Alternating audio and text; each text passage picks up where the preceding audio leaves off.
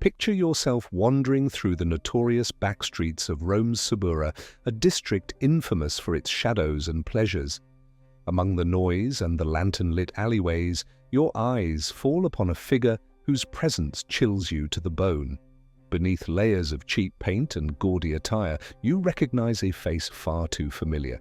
This is no ordinary courtesan. It is Valeria Messalina, wife of Emperor Claudius, the Empress of Rome herself. What you witness defies imagination. She was not coerced, nor was this desperation. Messalina slipped from the palace under the cover of night, seeking the thrill of anonymity and competing with common women to prove her unmatched stamina in the most scandalous contests. Do you believe you understand the decadence of Rome? Think again. The story of Messalina is darker than anything you've heard, so shocking that even Caligula's excesses pale in comparison. She wielded her influence not just through power and intrigue, but by turning her desires into a weapon that unsettled the empire and ultimately sealed her own grim fate. In the year AD 38, Rome celebrated what appeared to be a flawless imperial union. Valeria Messalina, scarcely 15 years old, was married to Emperor Claudius. On the surface, this match embodied everything Romans claimed to prize: noble bloodlines, fertility, and the promise of divine continuity. She seemed the perfect empress, young, radiant, and descended from one of the Republic's most respected patrician families. Claudius, 13 years her senior, and burdened by a physical condition that modern doctors would identify as cerebral palsy, appeared grateful for such a prize. Contemporary accounts described Messalina with the attributes of classical beauty: pale complexion, golden hair, and features that spoke of aristocratic refinement. She gave the empire 2 children and carried out her ceremonial duties with poise, presenting herself as the ideal partner to the emperor. But beneath Rome's marble facade lay an unforgiving moral code. Women were divided into rigid categories: the virtuous wife and mother exalted at the top, entertainers and street women shamed at the bottom. An empress was expected to embody feminine virtues so completely that even rumors of impropriety could rattle the foundations of state. The tension between public expectation and private reality turned Messalina's choices into not just scandal, but a direct threat to the stability of the empire itself.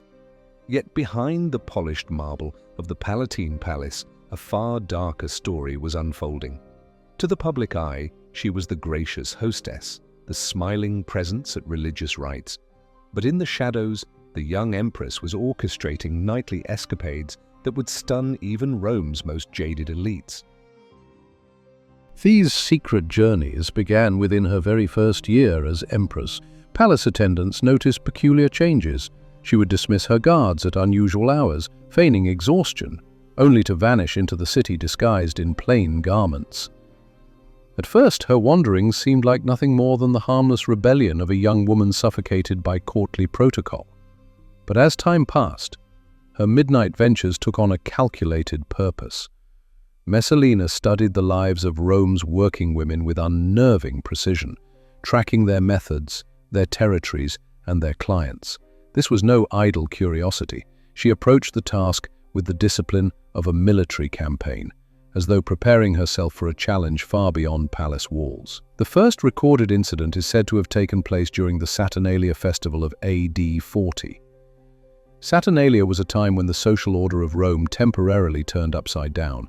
Masters served their servants, rules relaxed, and restraint gave way to chaos. While Emperor Claudius attended the official rites, Messalina slipped away, disguising herself as a commoner and making her way into the Suburra. What began as a curiosity about how ordinary Romans lived soon spiraled into something far more unsettling: an obsession with proving her dominance over Rome's professional entertainers. The historian Tacitus later wrote of whispers from within the palace, rumors that revealed the empress's startling deception. According to these accounts, she approached the keeper of a brothel, offering to work anonymously for the night. Unaware of who she truly was, the proprietor welcomed what seemed like a wealthy woman chasing a forbidden thrill. But what unfolded that evening shocked everyone present. Messalina threw herself into the role with ferocity, surpassing the efforts of the very women who whose livelihoods depended on endurance. She outpaced them, overwhelmed even the most seasoned patrons, and refused to stop as dawn approached. When others gave up, she demanded more challenges, more opportunities to prove that the Empress of Rome could eclipse them all. Eventually, the brothel keeper forced her to leave, but by then the die was cast.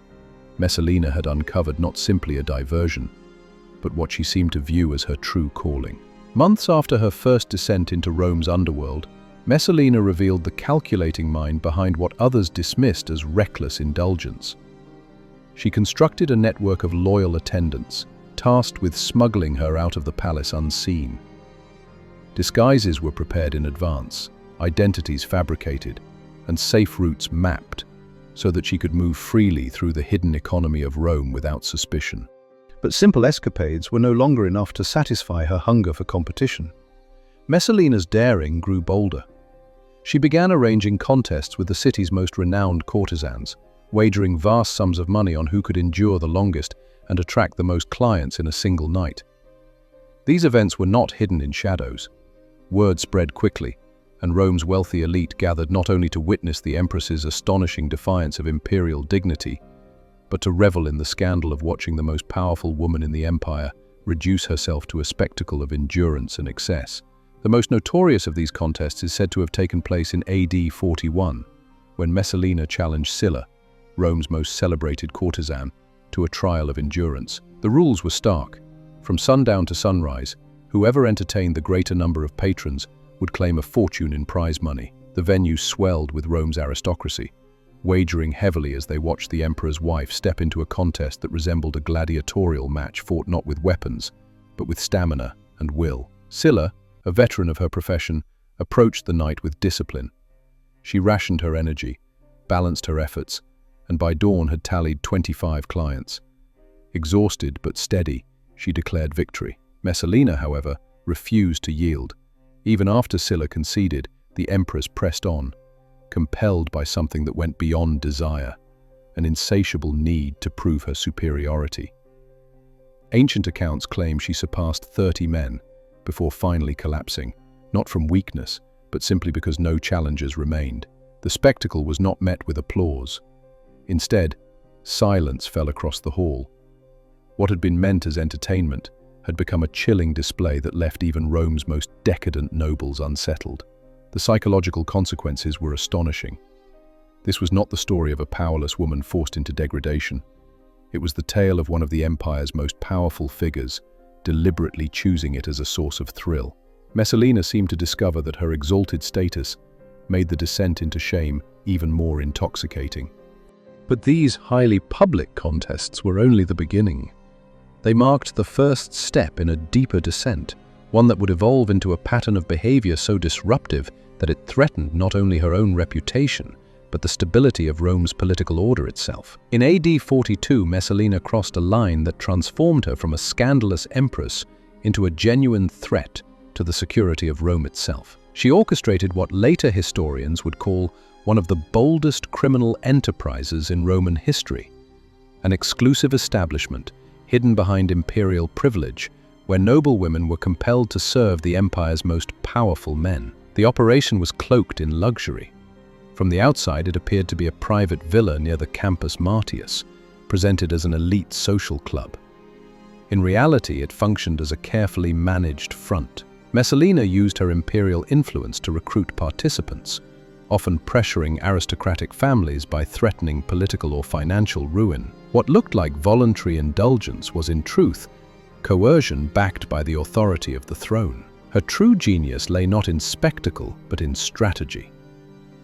Unlike Rome's ordinary brothels, Messalina's venture deliberately targeted men of consequence, senators, generals, and wealthy merchants. Every encounter was meticulously documented by her network of attendants, who recorded conversations, uncovered weaknesses, and gathered intelligence. What seemed like private pleasure doubled as a system of political espionage, feeding Messalina a steady flow of secrets she could later use to manipulate the corridors of power. In effect, the Empress had engineered what we would now call a honey trap operation, one that made her perhaps the most well-informed individual in the Roman Empire. She knew which senators were plotting against imperial policy, which generals entertained treasonous ambitions, and which merchants were evading taxes or smuggling goods. This intelligence network gave Messalina unparalleled leverage over the very men who were supposed to govern alongside her husband.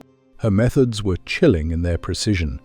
By quietly observing public functions, she identified potential targets, then ensured their invitations to her villa appeared as irresistible honors. Once inside, the evening unfolded in carefully staged layers of entertainment, each designed to lower defenses. At the climax, the guests would discover they were in compromising company, aristocratic women whose true identities were revealed only after humiliating encounters had already been documented. The psychological toll was devastating. Realizing too late that they had been entangled in the Empress's web, men of power found themselves bound to silence.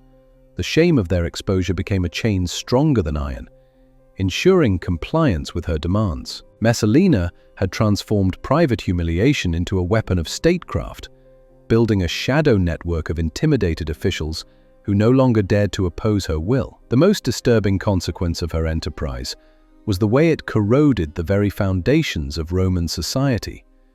Aristocratic women were coerced into betraying their own class, political leaders were maneuvered into abandoning their principles, and institutions like marriage and family, long considered sacred, were reduced to tools of manipulation and control. Foreign envoys began reporting strange irregularities in Roman governance. Decisions that seemed irrational on the surface now made grim sense when seen through the lens of Messalina's influence. Military posts were granted to unqualified men who had secured her favor, while lucrative trade deals went to merchants with no clear ties to imperial policy. Bit by bit, the machinery of empire was being warped. The channels of power no longer flowed through Senate chambers or military councils, but through the hidden schemes of an empress who wielded personal vice as a weapon of statecraft. By AD 44, Messalina's appetite for dominance had surpassed the shadows of secret plots. She began organizing grand public spectacles, events that served both as entertainment and political theater, forcing Rome's elite into humiliating displays that reinforced her control over the empire's leadership. These were not ordinary banquets or spontaneous festivities. They were meticulously crafted demonstrations of power, presented under the guise of sacred festivals. Messalina claimed to be honoring gods and goddesses, summoning senators, their spouses, and high-ranking officials under the pretense of civic duty. What began as solemn rituals soon unraveled into orchestrated performances designed to strip the participants of dignity and independence. The Empress refined methods to corrupt tradition. A ceremony might open with familiar rites, then gradually shift into unsettling practices she declared to be ancient customs. By the time her audience realized the nature of the spectacle, it was too late. They were already entangled in acts that violated the moral code of Roman society, unable to object without condemning themselves. In AD 48, Messalina's obsession with power and spectacle reached its shocking climax in an act that stunned even Romans hardened to imperial excess. While Emperor Claudius was away in Ostia, inspecting grain shipments, the Empress staged what can only be described as a second marriage, this time to the handsome young senator Gaius Silius, whom she had pursued for months. This was not a symbolic union or a whispered affair. It was a full, legal wedding, complete with priests, witnesses, and formal contracts. By taking these vows, Messalina had effectively declared herself divorced from the emperor, while still holding the title of empress and the privileges of the palace. The legal and political implications were staggering. Roman law recognized her new marriage as binding, yet she remained Claudius's wife in the eyes of the empire. The celebrations that followed spiraled into days of revelry, involving much of the remaining aristocracy, forcing even her closest allies to acknowledge that Messalina had crossed the line from scandal into outright rebellion. No longer could her actions be dismissed as private indulgence or eccentric ritual. This was a direct challenge to imperial authority, and it placed the stability of Rome itself in jeopardy. By this stage, Messalina's state of mind revealed a complete detachment from reality. She began openly referring to Silius as the Emperor, while styling herself as his rightful empress. Convinced that sheer willpower and the silence of her blackmailed victims were enough to replace Claudius, she issued commands in Silius's name, and even drafted plans for a coronation to legitimize their rule. At first, Silius may have been flattered by the Empress's devotion, but he soon realized he had become trapped in a nightmare of ambition and excess. What began as an affair had transformed into a deadly game in which he was little more than a pawn. Historical accounts suggest that he quietly began looking for ways to escape the situation, sensing that the path Messalina had chosen could only end in ruin. Meanwhile, Claudius remained unaware of his wife's second marriage, until loyal freedmen risked their lives to bring him the truth. The emperor's initial reaction was disbelief. After all, even for Messalina, the idea of holding imperial authority while marrying another man seemed impossible. Yet as evidence mounted, including sworn testimony and official documents, Claudius came to see the crisis for what it was. Not merely personal betrayal, but the spark of a potential civil war. The confrontation was swift and merciless. Claudius marched back to Rome with loyal forces and confronted Messalina in the very gardens where she had celebrated her forbidden marriage. Ancient writers describe her final moments as a mix of defiance and sheer panic, realizing too late that her web of blackmail and manipulation had met a power greater than fear, the empire's instinct to preserve itself. Her execution was carried out quickly, but the erasure of her legacy was far more deliberate.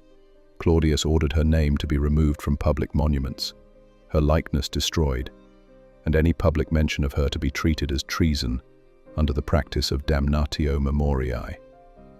The woman who once weaponized her influence and sexuality to control the empire was silenced through the ultimate expression of state authority. Her fall marked more than just the death of an empress. It symbolized the end of an era in which scandal and indulgence had come dangerously close to replacing political skill as the engine of imperial power.